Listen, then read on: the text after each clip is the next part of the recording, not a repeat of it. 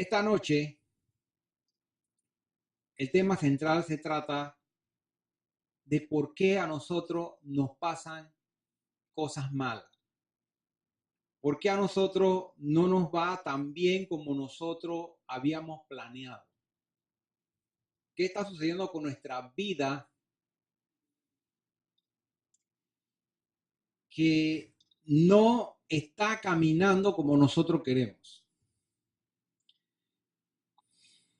Oh bendito Padre Señor, en el nombre de tu Hijo amado Yeshua, yo te pido, mi Dios, que me ayudes esta noche, Señor, a llevar tu mensaje, que abras el entendimiento y el corazón de todas las personas, Señor, que toda preocupación que le distrae en este momento sea atada en el nombre poderoso de Yeshua.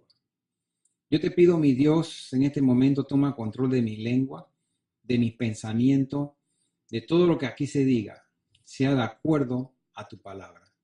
Gracias, Señor. Amén. Pueden sentarse, hermano. Primeramente, quiero que sepan que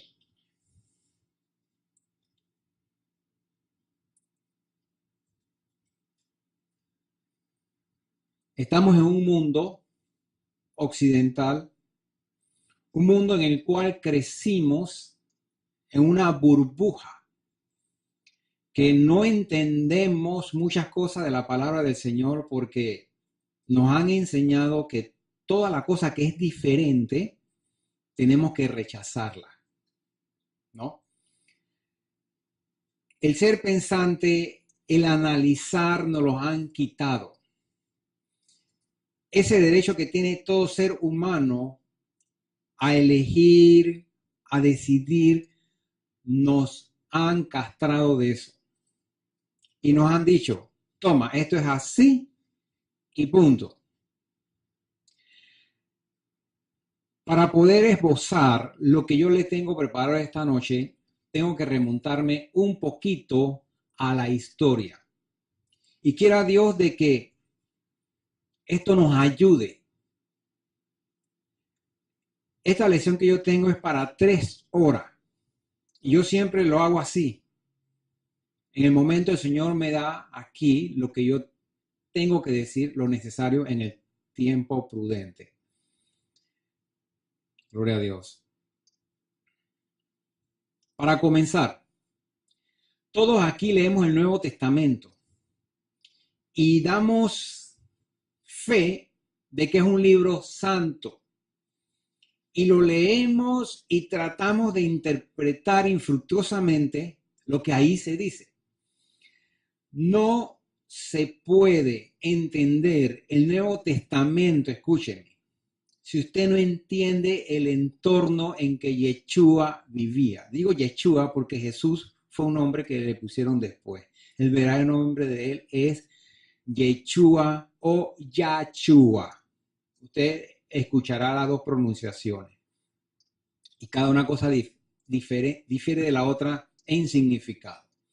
Yahshua es más completo porque dice Yah de Yahweh salva. Es la salvación del todopoderoso Yahweh. Ustedes también escucharán a muchos teólogos judíos decir Hashem en vez de Yahweh. Hashem. Ahora, para poder entender el Nuevo Testamento y el mensaje que yo le tengo esta noche, tenemos que entender el entorno en donde Yeshua creció y vivió. ¿Cuántos dicen amén? Aquí yo tengo unos cuantos versículos bíblicos, pero vamos a ver cómo el Señor organiza mi mente para que esto tenga sentido. Para comenzar, uno pensará que Yeshua vino en un ambiente de judíos. Ya, eso es todo. Ustedes verán que el Nuevo Testamento es narraciones de situaciones. Pues el Nuevo Testamento en sí se podría decir que no es más que el intercambio de ideas y opiniones de lo que conocemos como el Antiguo Testamento.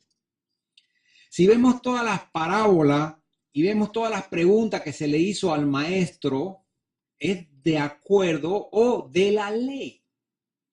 Todo el Nuevo Testamento simplemente es un compendio de discusión del Viejo Testamento. Es un libro que habla del Antiguo Testamento. Entonces, no podemos desechar el Antiguo Testamento y pretender creer que vamos a tener provecho cuando leemos el Nuevo Testamento. Satanás ha metido en el corazón de las personas: olvídate del Antiguo Testamento, agárrate del Nuevo Testamento, porque aquí está la salvación. Y es la mentira más grande que Satanás ha podido implantar en nuestras mentes. Para que Satanás tenga efectividad en sus hechos, dice, bueno, este hombre es judaizante, este hombre es legalista, este hombre no predica la salvación. No, yo predico la salvación. Pero hay parámetros. Ok.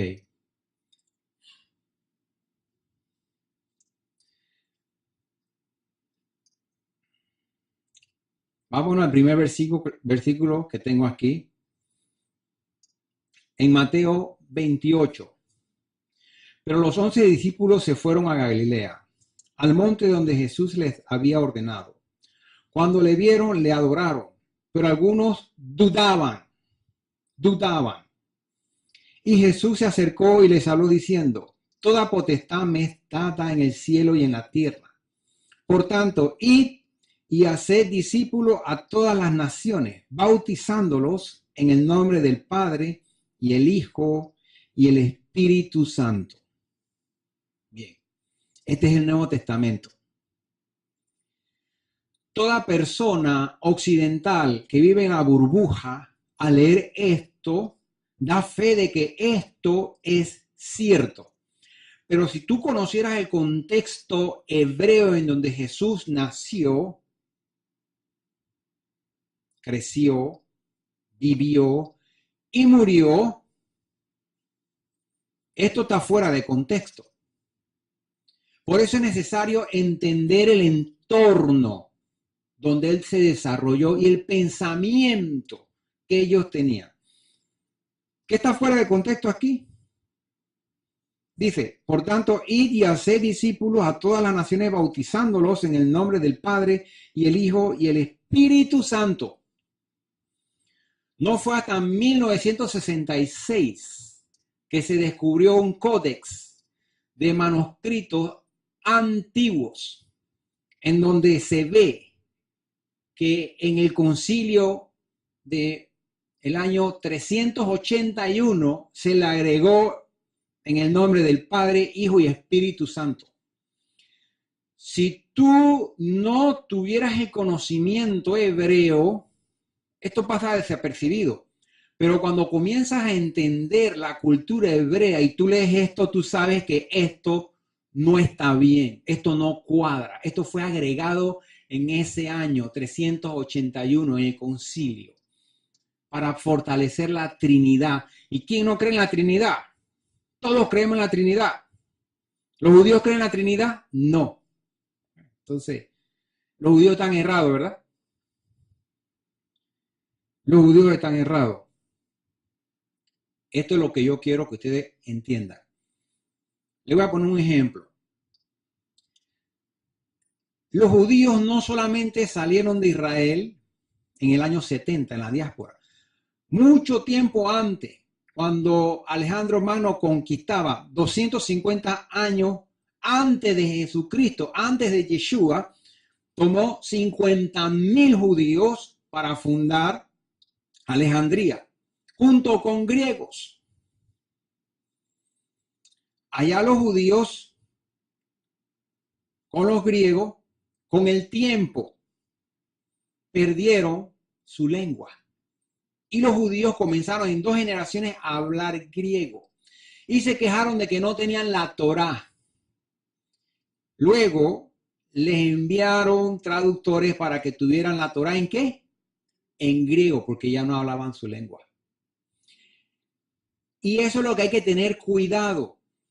Hay que ir a las fuentes primarias para saber qué es lo que en realidad el Señor ordenó. Mire, hay una Torá traducida en griego que es la Septuaginta, en donde un pequeñito error produce catástrofe.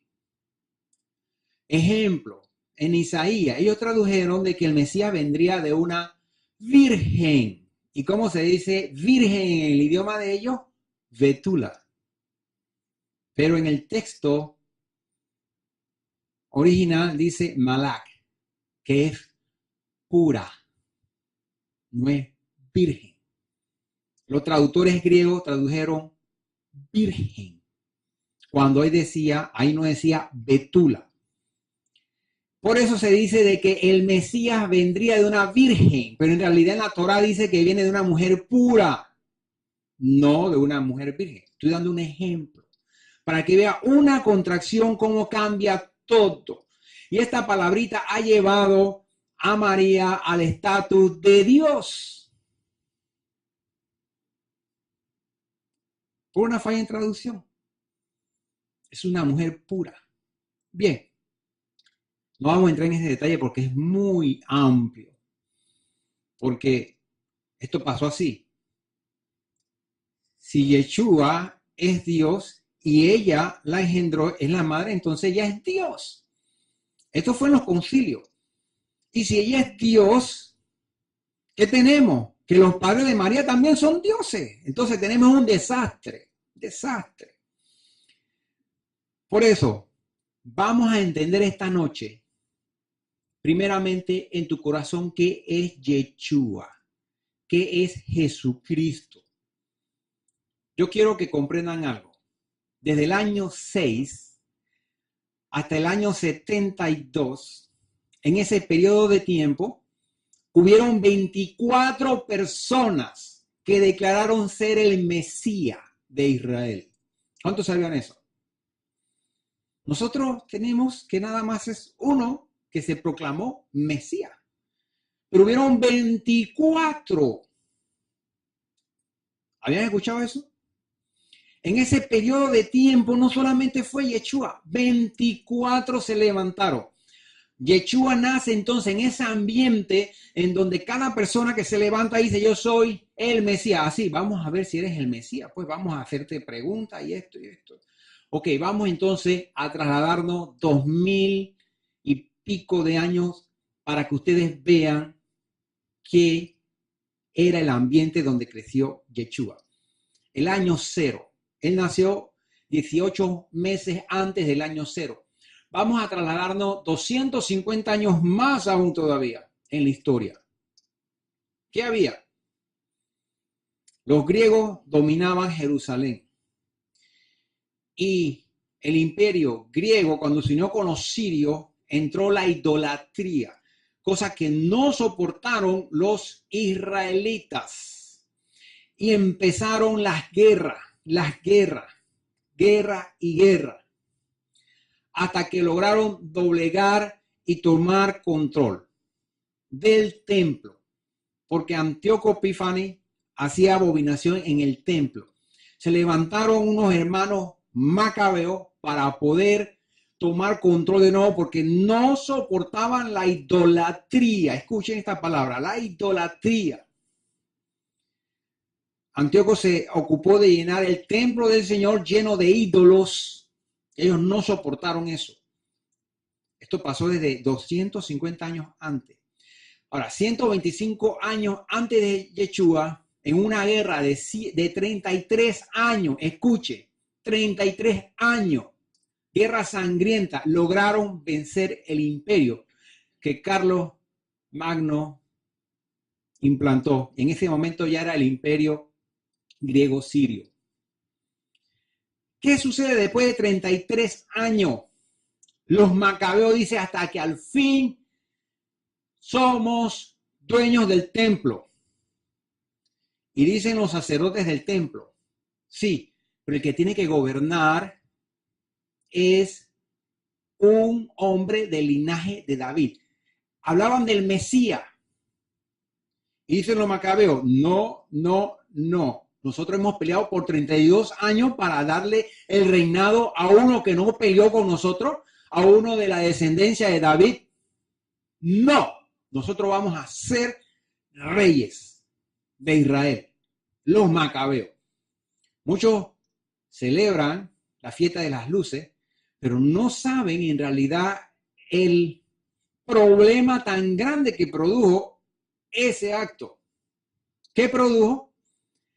Que personas que no eran legítimas, sacerdotes, no eran legítimos, tomaran el sacerdocio. ¿Por qué? Los macabeos dicen, nosotros vamos a ser reyes. Los sacerdotes se opusieron porque dice, el Mesías tiene que ser del linaje de David. Los macabeos dicen, simple, agárrenme a todos esos sacerdotes, a uno los mataron y los echaron. Échenlo fuera de aquí, al desierto. Esos sacerdotes se fueron y ellos implantaron una nueva generación y raza sacerdotal, ilegítima totalmente. Pasó el año 150 y se acercaba el nacimiento de Yeshua. Ahí estaban los macabeos. El imperio romano vino y los conquistó. Hablo todo eso rápidamente para que vean el ambiente donde Yeshua vino. Cuando el imperio romano lo conquistó y venció a lo que se decían reyes de Israel, quedaron los sacerdotes. ¿Quiénes eran esos sacerdotes? Ilegítimos. Fueron sacerdotes puestos por los macabeos, simplemente convencionales. Eran personas simplemente que se acomodaban a su discreción y a su comodidad y a su conveniencia. No eran sacerdotes reales. Al venir el imperio romano, ¿qué cree que pasó? Siguieron como sacerdotes. Los romanos lo dejaron y se hicieron amigos de los romanos, siendo traidor para el pueblo de Israel. ¿Cómo se llamaron estos? Los saduceos. Fue una generación de personas de mucho poder económico, de mucha influencia. ¿Cómo se llamaron entonces lo que los macabeos deportaron hacia el desierto? Los esenios. Pero hubo ahí en Israel otro grupo que se quedó fuera. Esto con el tiempo estudiaron y se llamaron fariseos.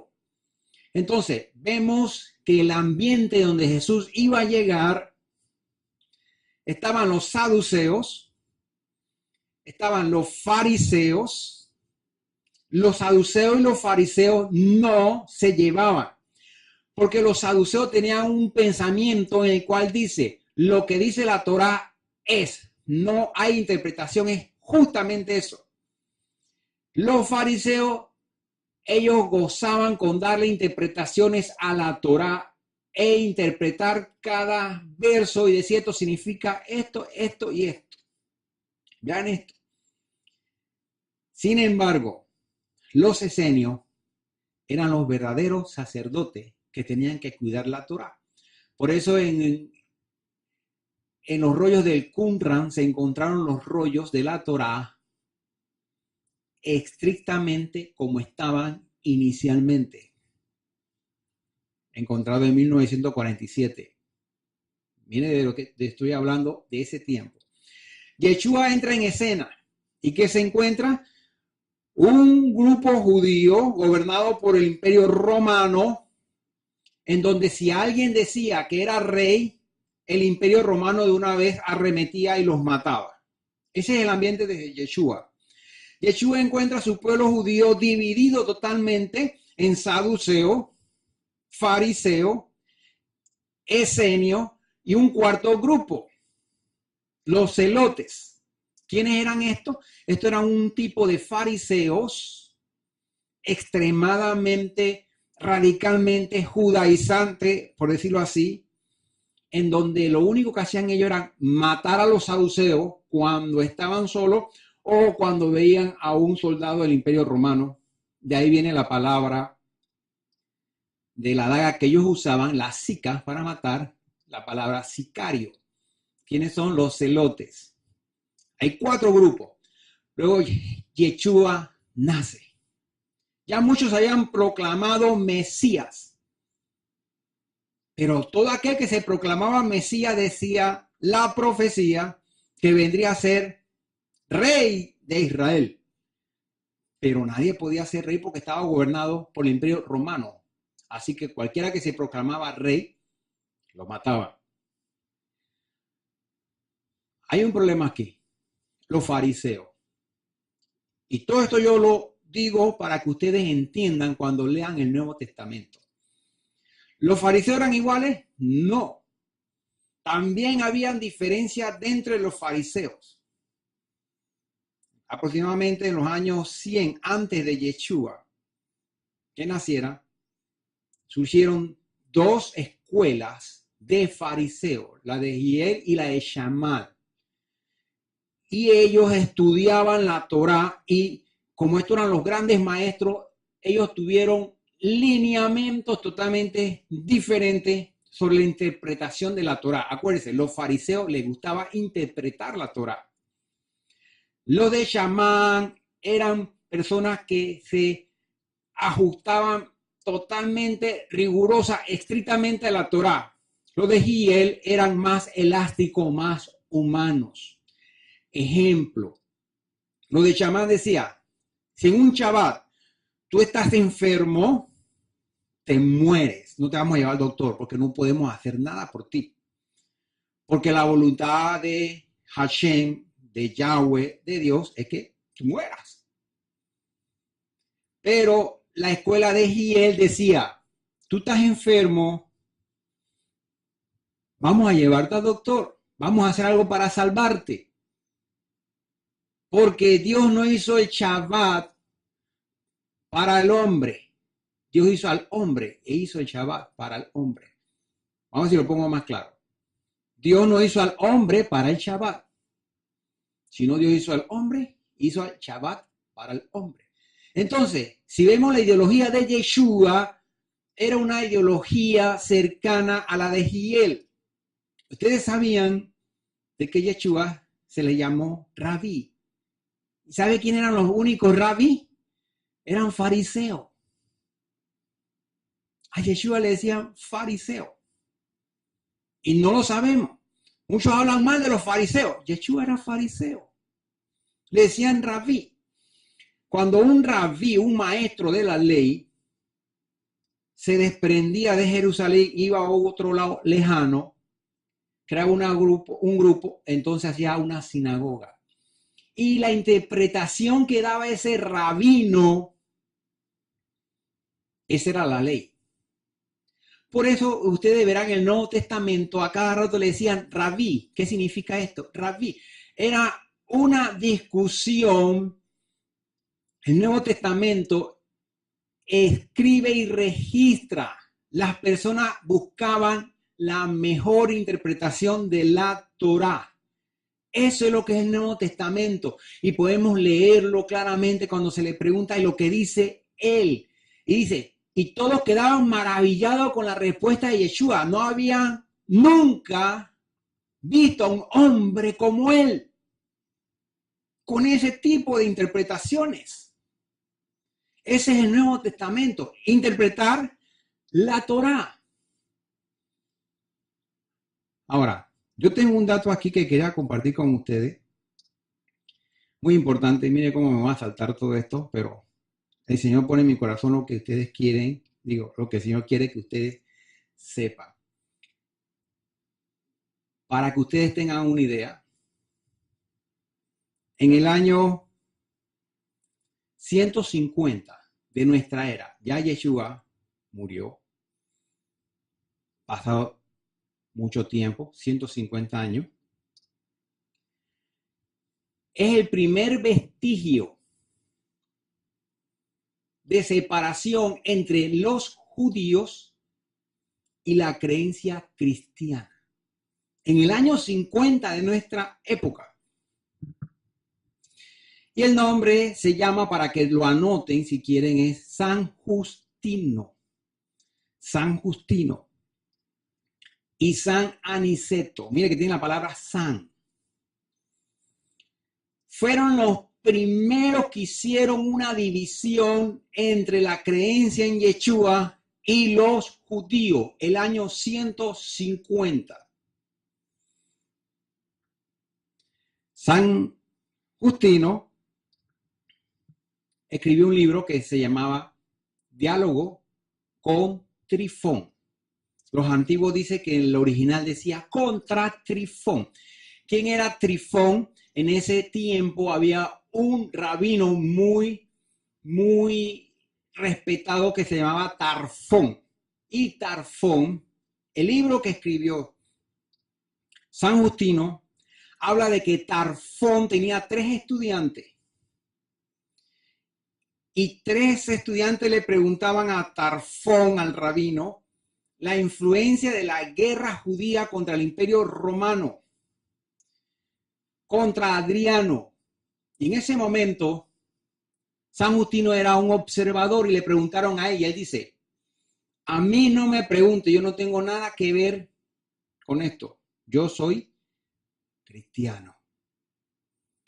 Es la primera vez o la primera señal de la separación entre el judaísmo y Yeshua. Más adelante, un gran filósofo dijo, entre los judíos y Yeshua, la separación es la iglesia. Nos molesta saber que Yeshua nació judío, creció judío, vivió judío, murió judío y volverá judío. Volverá judío, nada más un amén. El león de Judá va a gobernar. ¿Cuánto dicen amén? Ok, yo le tengo aquí un mapita, que lo tengo más grande. Aquí está Antioquía y Alejandría. Esa es historia, cómo se formaron esto. Yo les dije a Alejandría más o menos cómo se formó. Y Antioquía ya estaba formado hace mucho tiempo. Pero en las escuelas sobre el cristianismo en edades del primer siglo, del segundo siglo, disculpen, estaban las escuelas de Antioquía y de Alejandría. En Antioquía tenían un pensamiento sobre Yeshua. Y esto es lo que yo te digo a ti. ¿Qué es Yeshua para ti? ¿Qué es? Y ellos dicen, Antioquía era gobernado o dirigido por un hombre llamado Orígenes. Y este decía, Yeshua en realidad no es Dios. No es Dios. Y él se basa en ciertos versículos bíblicos. Vamos a ver si lo puedo ver los versículos bíblicos en donde él se basa. Mateo 27, 47. En el 46 dice, cerca la hora novena, Jesús clamó a gran voz diciendo, Eli, Eli, lama sabachthani, esto es, Dios mío, ¿por qué me has desamparado? Ellos decían, miren ese versículo, él no es Dios. Él está diciendo a Dios, ¿por qué lo dejó? Escuchen, yo no quiero sembrar duda en ningún corazón. Yo quiero y tienen que mantenerse a la expectativa a lo que va a pasar en el final de este estudio. Porque esto va a determinar tu vida, tu proceso evolutivo delante de Dios de ahora en adelante. Es muy importante que tú sepas quién es Yeshua para ti. ¿Ok?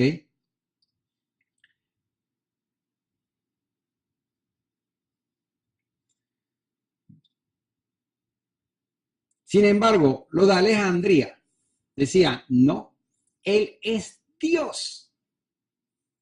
Él es Dios. Mira este versículo. Yo y el Padre somos uno. Ahora, uno se pone en la cabeza, entonces dice, pero Yeshua, Padre, ¿tú qué estás diciendo? En uno dice, ¿quién eres mi Padre? ¿Por qué me abandonaste? Y en otro dice, el que tú me has visto a mí, ha visto al Padre. Yo y Él somos uno. ¿Cómo es esto? ¿Qué es esto? Vemos nosotros de que la figura de Yeshua es fundamental para nuestra relación con Dios. Y todo aquel que no tiene el concepto claro no puede tener una relación correcta con Dios. Entonces te dirá, entonces la relación con Dios se trata de conocimiento y de saber quién es Yeshua. No. Dios lo va a poner en tu corazón. Dios va a descubrirte todos los misterios y te lo va a revelar. Él va a quitar de tus ojos toda aquella nubosidad y duda. Y cuando tú leas el Nuevo Testamento ahora, vas a entender cómo los atacaban los saduceos, cómo los fariseos le hacían una pregunta y cómo otra pregunta de nuevo. Tú verás Yeshua, la personalidad de él, de qué escuela era. Si él decía a la mujer adúltera para tentarle, ¿quiénes? Los fariseos. ¿Quiénes? De la escuela de Shammai. No lo dicen ahí, pero dice, escrito está que si la tomamos en adulterio tiene que apedrearse. ¿Qué decía él? ¿Dónde están los que te acusaban, mujer? Al final, yo tampoco te condeno. Ve y no peques más. Mostró que era de la escuela de Hiel, misericordia, elasticidad. Sin embargo, vemos otros pasajes que Jesús, Yeshua, es más estricto que todos con la cuestión del divorcio, a no ser por causa de adulterio. Es más estricto. Pareciera que fuera de la escuela de Shammai. Entonces, ¿quién fue Yeshua? Yeshua tiene la interpretación correcta de la Torá. Estudiarlo a él es gozo y alegría.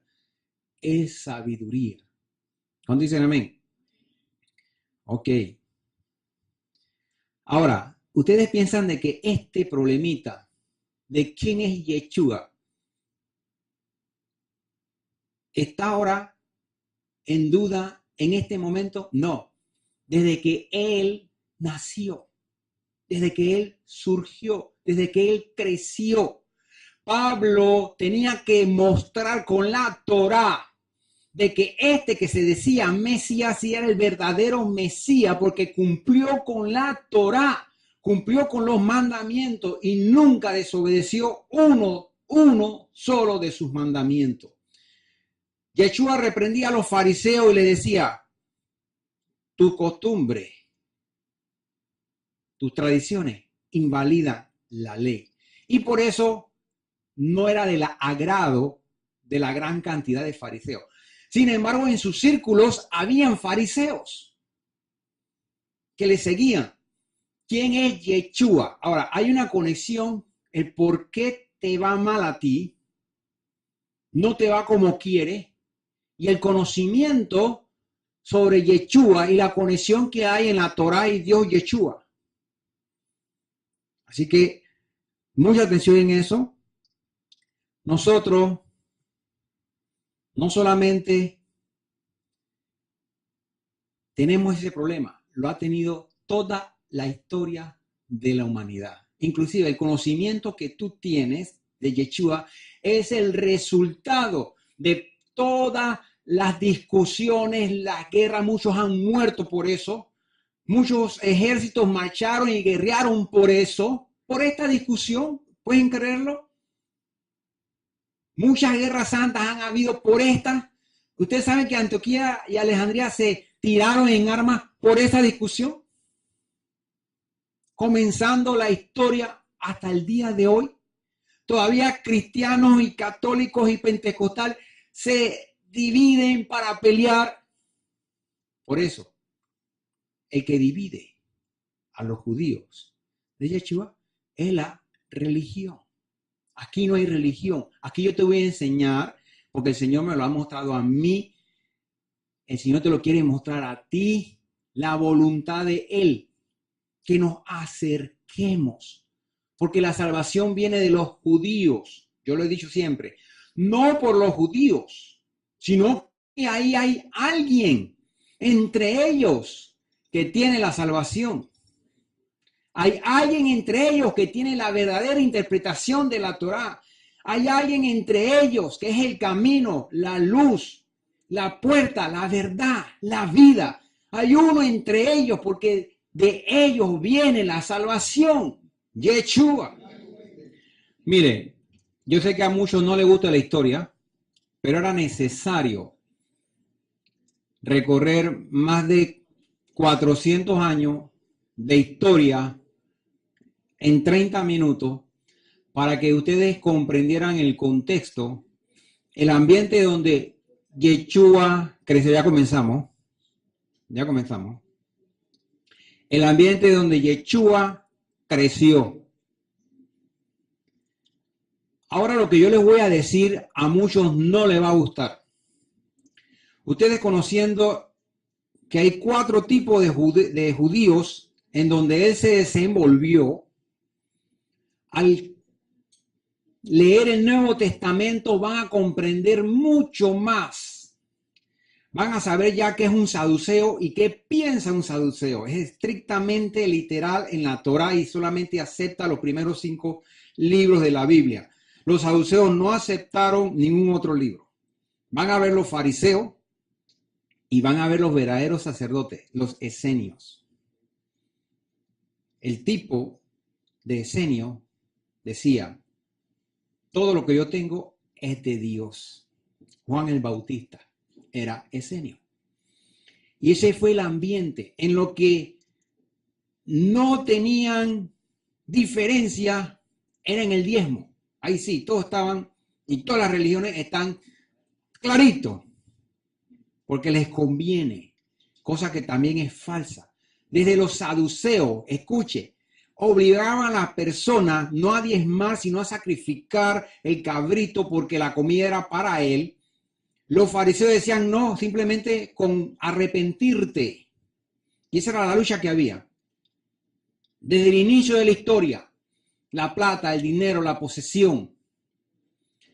Ahora, vamos a darle vuelta a la página y vamos a ver la razón por la cual a ti no te va como tú quieres que te vaya.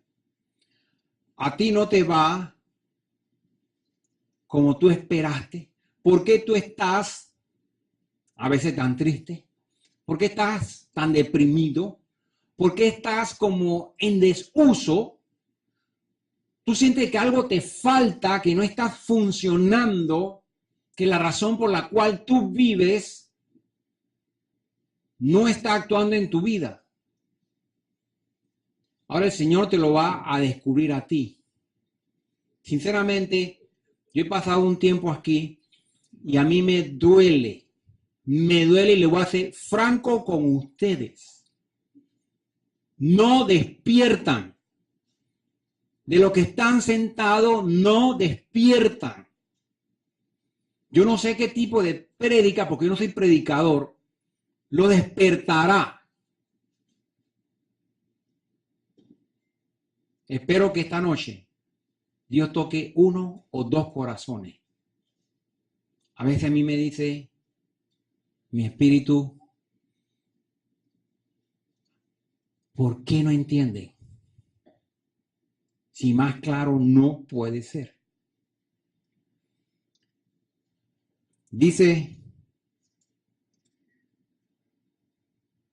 la palabra, no puedo yo hacer nada por mí mismo. ¿Quién habla? Yeshua. ¿Sí? Eso es lo que estoy tratando de hacer, pero no me lo deja. Dice hoy. No puedo yo hacer nada por mí mismo. Según oigo, así juzgo. Y mi juicio es justo, porque no busco mi voluntad, sino la voluntad del que me envió, la del Padre. Ahí está la figura de Yeshua. el siervo. 5, ¿verdad? El siervo. ¿Es Yeshua Dios? Yo quiero que comprendan esto. Un compañero me dijo, Eliseo, ven acá. Tenemos una discusión. Hace 2 días. Cuando Yeshua estaba aquí en la tierra, ¿era Dios o era hombre? Mire, dos compañeros de trabajo. Y yo le dije, mira, vámonos para lo más lógico. Si él tuviera en su personalidad la deidad de Dios, jamás me podría señalar. Porque no peleó legítimamente. Peleó con ayuda de un poder sobrenatural. Él era hombre totalmente. Y como él triunfó sobre el pecado, siendo hombre, nos invita a nosotros a hacer lo mismo. Para que nadie diga y nadie se justifique que no se puede. Porque todo lo podemos en Yeshua que nos fortalece. Juan 5:30. Miren este versículo. Porque el fin de la ley es Cristo, Yeshua, como lo conocemos, para justicia a todos aquel que cree. Porque el fin de la ley, el fin, y esto lo han tomado casi todo el mundo. Mira, ya la ley está en desuso, dice que el fin ya terminó, ya listo, no hay más ley. Después de Cristo no hay más ley. Pero la traducción es clara. En arameo, esta palabra fin es el motivo, la razón de. O sea, que la razón de la ley es Yeshua, no el fin, el exterminio de la ley, el exterminio de la Torá del Viejo Testamento, no. Ya yo le dije a ustedes qué es el Nuevo Testamento. Es una discusión del Antiguo Testamento. En Colosenses 3 dice, 17, todo lo que hacéis, escúcheme, este es el secreto de tu depresión. Este es el secreto de tu derrota. Este es el secreto de por qué te va mal. Y yo le voy a confesar algo. Y mi padre lo sabe. Yo no soy millonario porque no quiero. Porque sé en mi corazón que si me da más de lo que yo tengo, me envanezco y le dejo. Él sabe hasta dónde tú soportas. Acaba de pasar las Pascuas. Y el motivo de la Pascua es quitar la levadura. ¿Qué hace la levadura? Infla el ego. ¿Qué hace el poder y el dinero? Infla el ego. ¿Cómo están las personas egocentristas infladas en este mundo porque tiene un miserable carro de $100,000? Y digo miserable porque en 5 años no va a valer eso. Todo se deteriora. Todo lo material tiene un fin. Hasta tu belleza y tu juventud se deteriora. Entonces, todo es vanidad. Aquí está el secreto. Y todo lo que hacéis, sea de palabra o de hecho, hacedlo todo en el nombre del Señor Yeshua, Jesús, dando gracias a Dios Padre por medio de Él. ¿Tú haces eso? Te voy a dar el secreto. Si tú estás en un trabajo cuya finalidad no es agradar a Dios, cuya finalidad no es darle la honra y gloria a Dios, Dios no está ahí. Tú estás en el peor pecado que existe. ¿Sabían que habían 3 pecados que no se perdonan? el homicidio, la violación y la idolatría. Yo les he dicho a ustedes podrán agarrar a cualquier judío robando, haciendo trampa, inflando los precios, engañándote, pero jamás verán a un judío idólatra, porque ellos conocen bien esto. ¿Y sabían ustedes que cada vez que tú piensas en tu bienestar, quitando a Dios de tu vida, quitando a Dios para darle gloria y honra a Él, tú incurres en el acto más sutil de idolatría? Tú y solamente tú. Todo lo que tú haces es para ti. Todo lo que tú piensas, tu bienestar. Todo lo que tú luchas es para ti. Todos tus sueños y anhelos eres tú. Tú y tú.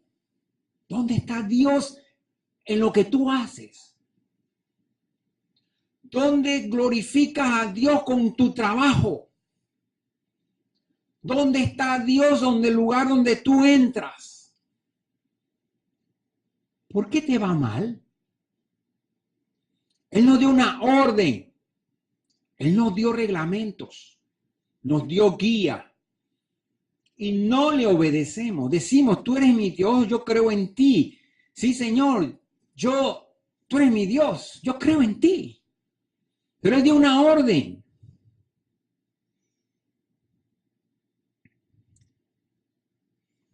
Respondió Jesús, ninguna autoridad tendrá contra mí si no te fuese dada de arriba. Por tanto, el que a ti me ha entregado, mayor pecado tiene. Yo te voy a decir algo. Hay dos cosas con Dios Padre. La unidad es una. Este es un problema muy difícil de verlo. Y yo sé que el Espíritu Santo nos va a ayudar esta noche. La unidad y la unicidad son dos cosas diferentes. La unidad, el mismo Yeshua lo declara. Dios, amarás a Dios porque Él uno es. Y vamos a verlo más adelante.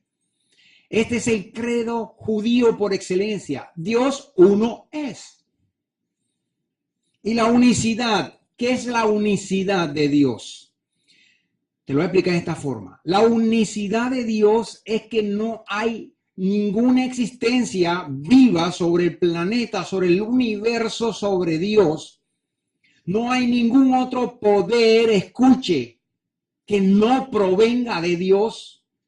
No hay ningún acto en la tierra que no provenga de Dios, crea tú o no. Todo proviene de Dios. Todo lo malo y todo lo bueno proviene de Dios. ¿Y por qué me tocan a mí tantas cosas malas? Como que hay 5,000 carros que llegan a Panamá, compro uno y me dan a mí el dañado. ¿Te ha pasado, verdad? A mí sí. Yo he tenido esos problemas. Hay algo. Dios dejó la Torá. Dios dejó los mandamientos.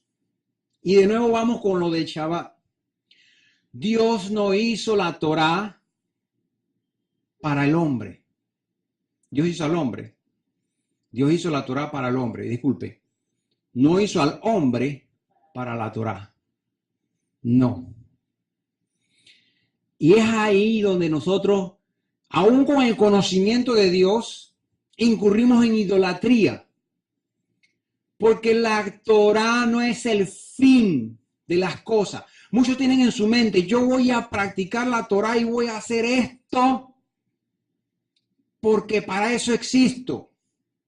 Eso no es el fin. Ya dijimos en antes y leímos qué es el fin de la Torá, de la ley. La Torá es el medio. Y muchos de nosotros vemos la Torá como el fin. No, Dios te hizo para otra cosa. Y ahí es donde viene. Cuando tú te adentras, la Torá es el medio y tú comienzas a practicar la Torá, empieza en tu vida el más grande legado que Dios ha dado al hombre, la honra de conocerle. No hay nada más grande que eso. Cuando el hombre entonces conoce a Yahweh, Dios, Hashem, como le venga en su mente, a través de la Torah, sirviéndole a Yahweh, sirviéndole a Dios, dice, Él te descubrirá al Mesías, Yeshua.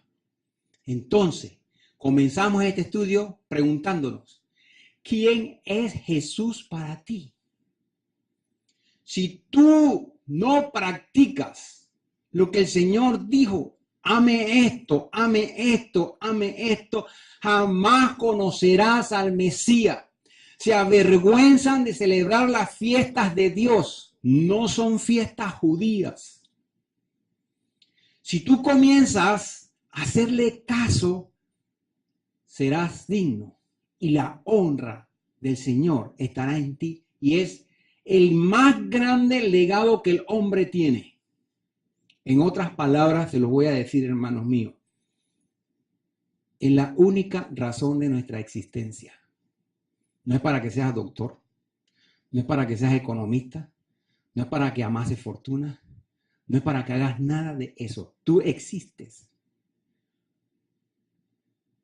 para servirle a Dios. No tienes otro motivo de existencia.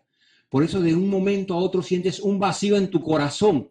Y es que tu alma, tu espíritu y tu cuerpo conocen más que tu mente. Ellos saben que tú no estás funcionando para lo que fuiste creado. Yo les predico a ustedes aquí, les enseño, pero nadie actúa. Tu trabajo tienes que glorificar a Dios. Y el fruto de que tú hayas entendido es que tú hables a otro de la grandeza del Señor. Y la respuesta a tu esfuerzo es traer a alguien a los pies de Yeshua, en el cual es el único camino al Padre. ¿Por qué me va mal? Te voy a decir. Porque Dios no es tu prioridad. Te va mal porque agradarle a Él y servirle a Él no está en tus planes siquiera. Él no vino a hacerte millonario. Él no vino a sanarte. Él no vino a quitarte el dolor de espalda. Él vino a otra cosa. Él vino a reclamar lo suyo. Tú existes para servirle a Él. Haciendo caso a la Torá, haciendo las fiestas del Señor, Él te va a llevar al Mesías. ¿Y qué es el Mesías? Es el siervo sufriente del Señor, el cual gobernará eternamente, porque toda potestad Dios dio a Él. Y todas las cosas que vemos fueron creadas para Él y por Él. Primera de Timoteo 1:8 dice, pero sabemos que la ley es buena. ¿Qué es la ley? Hablamos de los 5 primeros libros que encuentras en tu Biblia. Si uno la usa legítimamente, conociendo esto, que la ley no fue dada para el justo, sino para los transgresores y desobedientes, para los impíos y pecadores, para los irreverentes y profanos, para los parricidas y matricidas, para los homicidas. Entonces, el que dice, en mí no hay pecado, yo no soy así. ya le puedes agregar 2 más a los miles que ya tienes. Porque dice, justo no hay ninguno. Entonces la ley es para todos. Ni seguimos. Segunda de Timoteo 2 dice, y también el que lucha como atleta no es coronado, sino lucha legítimamente. La pregunta de mis compañeros, ¿cuál era la naturaleza de Yeshua en ese momento? Si él fuera omnisciente, omnipresente y todopoderoso, no le hubiera ganado la batalla a Satanás. Porque por un hombre entró el pecado en el mundo, por otro, ¿qué? Dios, no, por otro hombre. Tiene que salir el pecado. La misión de Yeshua era rescatar lo que era de él. Todo. Como hombre, sintió hambre, sintió dolor, sintió tentaciones y las venció. Sintió la muerte, murió y la venció. Si no es legítimamente, ¿quién fue Yeshua? ¿Por qué Dios Padre envía a Yeshua a la humanidad para que todo aquel que él cree no se pierda, mas tenga vida eterna? Miren esta paradoja de la vida. Yo les dije que para poder entender a Yeshua tienen que verlo desde una perspectiva hebrea. Y todo lo que él hace y dijo de una perspectiva hebrea y van a entenderlo. Por eso me tomé 30 minutos tratando de explicarle el contexto y el ambiente hebreo en que él se desarrolló. Cada vez que tú ves a Yeshua hablando, pídele al Señor que te dé luz para poderle comprender. Y dice, y también el que lucha como atleta no es coronado, sino lucha legítimamente. Cuando Yeshua padeció y el sufrimiento de él en la cruz era por cumplir con algo. Él tenía que morir y la razón de la cual tenía que morir las personas lo desconocen. No saben por qué él tenía que morir. Pues era una lucha y tenía que hacerlo legítimamente, como hombre, no como Dios. ¿Qué sucede con Yeshua cuando resucita? Tiene un cuerpo glorificado y él va a regresar por un pueblo santo. Jesús dice, no pensáis que he venido para abrogar la ley y los profetas. Porque si decimos creemos en ti, Yeshua, creemos en ti, Jesús, tú eres mi Señor, pero yo no te hago caso. Yo no te hago caso, ¿no? Porque tú dices aquí que tú no has venido para abrogar la ley. ¿Y por qué tú no lo haces? Él no vino a cambiarla. O los profetas, no he venido para abrogarla, sino para cumplir. ¿Por qué no cumplimos sus fiestas, sus convocaciones? ¿Por qué no lo hacemos? Él está diciendo aquí, ustedes saben que yo le dije, ese es el siervo sufriente de Dios. Y todos somos siervos, todos somos. Nabucodonosor era malo y era siervo. El faraón en Egipto era malo y era el siervo del Señor.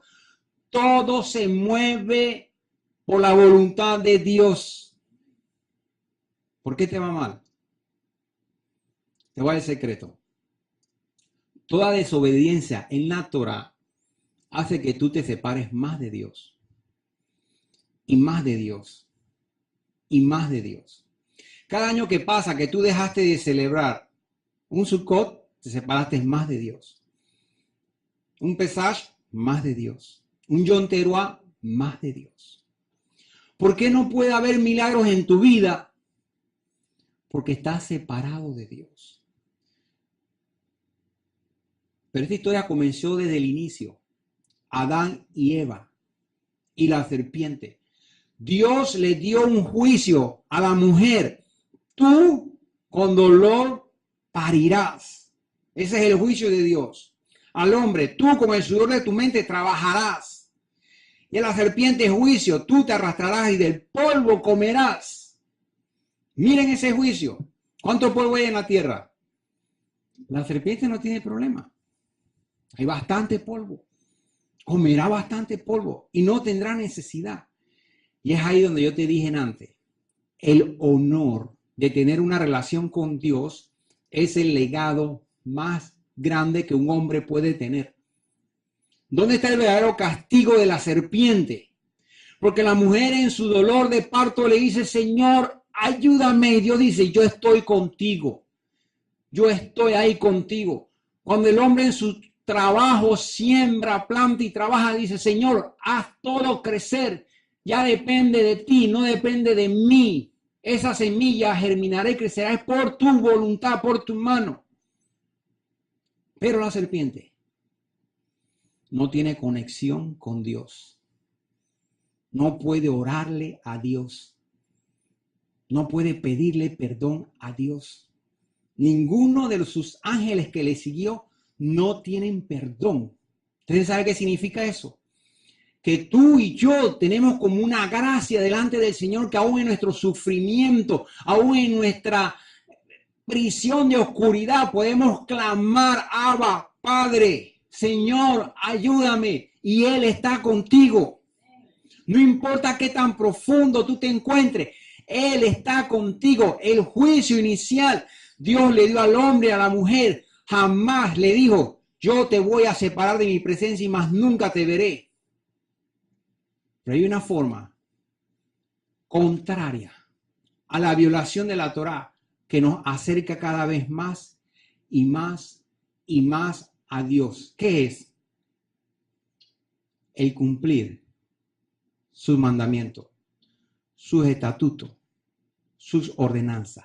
Cada vez que tú cumples uno en tu corazón, sientes el deseo de cumplir la otra. Y cumple la una y en el corazón surge la alegría de hacer lo otro y lo otro. Y llega el momento en que te acercas al servicio del Señor y todo lo que tú haces de hecho, trabajo, ya sea en la mente, todo lo que tú hagas es para el Señor. Aún en tu trabajo.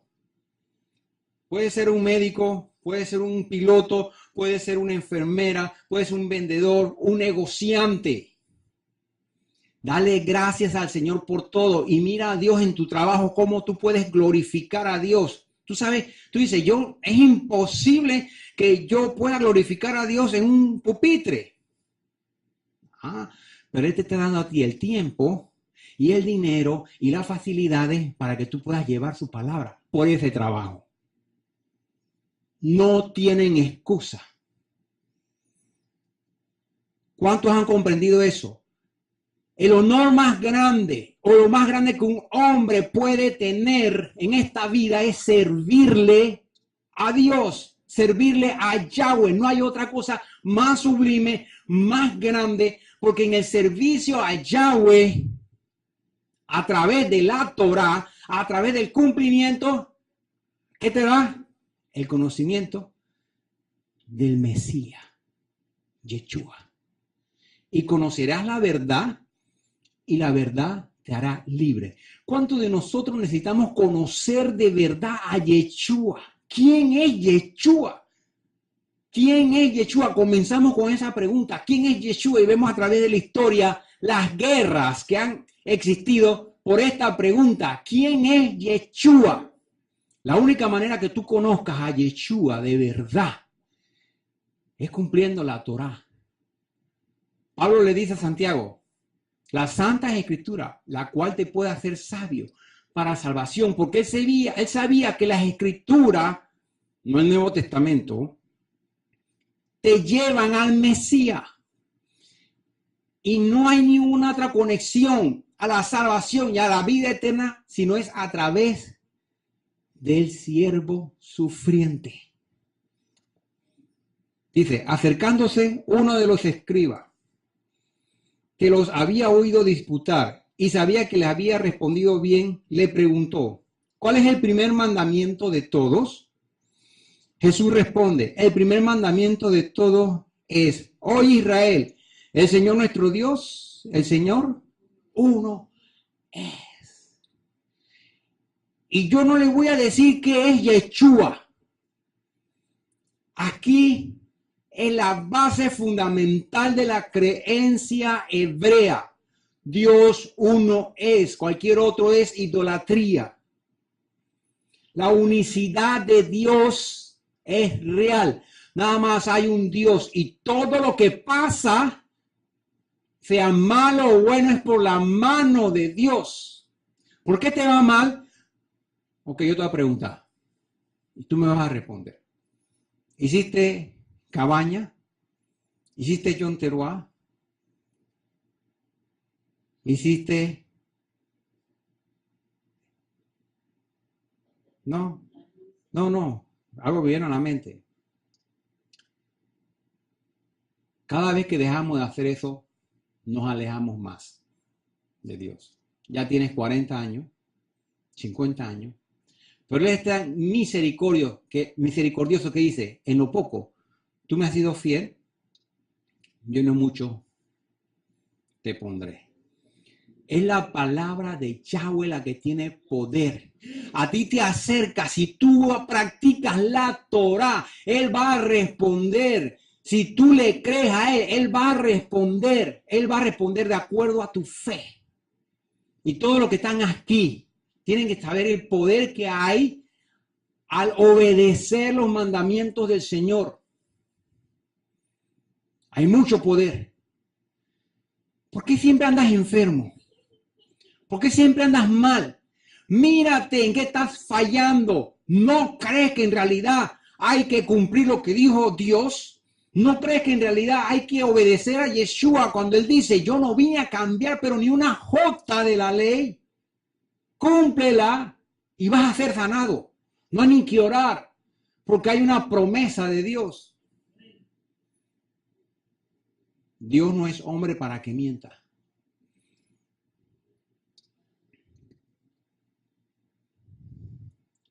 ¿Cuánto dicen amén? En Juan 4 dice, vosotros adoráis lo que no sabéis, nosotros adoramos lo que sabemos, porque la salvación viene de los judíos. Ya yo le expliqué por qué. Él dijo eso. Mas la hora viene y ahora es cuando los verdaderos adoradores adorarán al Padre, los verdaderos. ¿Qué sucede con eso de los verdaderos? ¿Quiénes son los verdaderos? Los que le obedecen. Y cuando tú le obedeces, ¿qué hace el Padre? Mira qué hace el Padre. Adorarán al Padre en espíritu y en verdad, porque también, ¿qué? El Padre, tales adoradores, busca.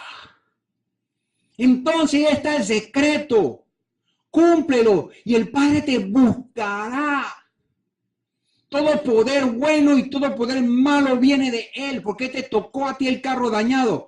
¿Por qué te tocó la cosa mala a ti? ¿Por qué están las enfermedades? Porque estás divorciada de Dios. Pero cuando el Padre te busca, eres su principal tesoro, su preciado tesoro. La razón por la cual Él mandó a su Hijo a morir. Y si no saben quién es Yeshua, lean Salmo 2. En su casa, lean Salmo 2.